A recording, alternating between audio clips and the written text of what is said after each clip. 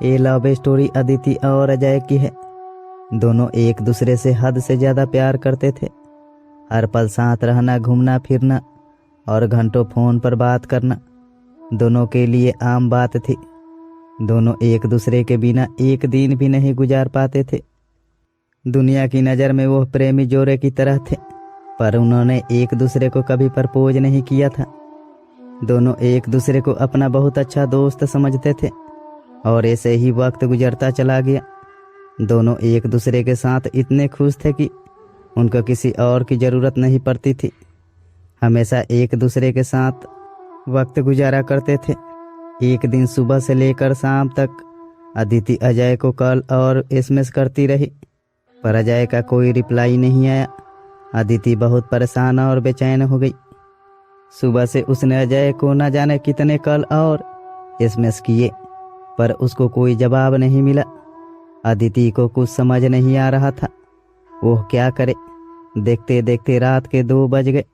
अदिति ने ना खाना खाया और ना उसको नींद आ रही थी। उसके मन में बस एक ही बात घूम रही थी कि आखिर अजय उससे बात क्यों नहीं कर रहा।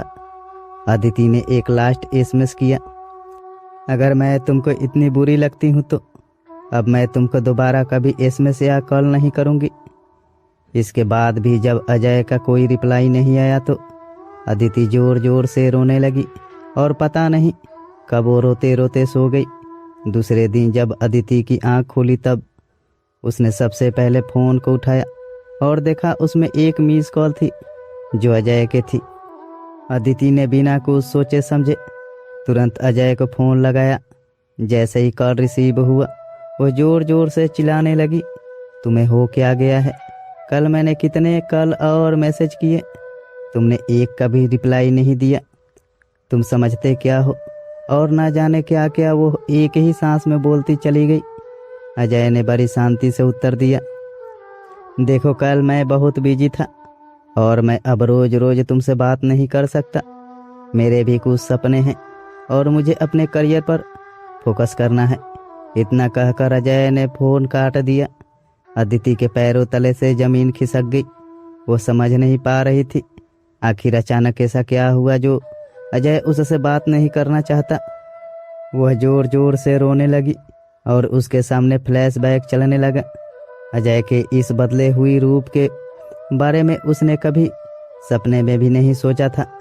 जैसे जैसे वह बातें याद करती वैसे वैसे उसकी आंखों से आंसू गिरते चले जाते। अदिति की नज़रों के सामने अजय के साथ गुजारे एक एक पल की तस्वीरें ऐसे घूम रही थी जैसे दोनों कल ही मिले हो।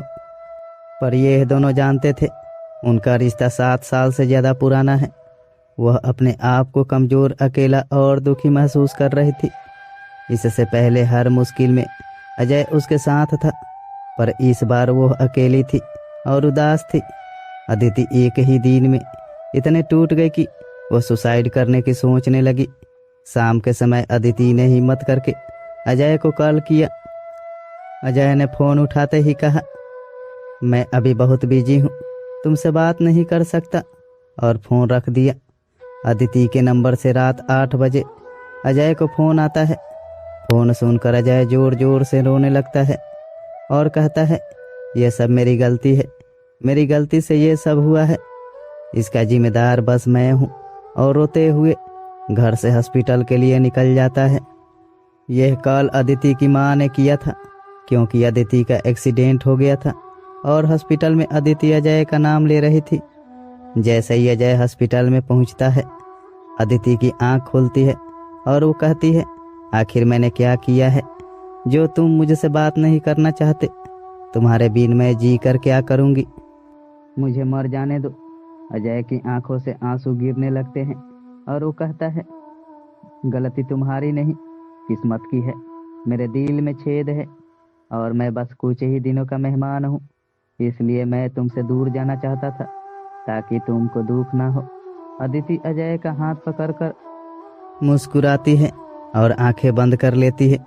अदिति के चेहरे पर सुकून झलकता है और वह अपनी आखिरी सांस अजय के साथ लेती है। थोड़ी ही देर में अजय को हार्ट अटैक आ जाता है और अजय भी दुनिया छोड़ देता है।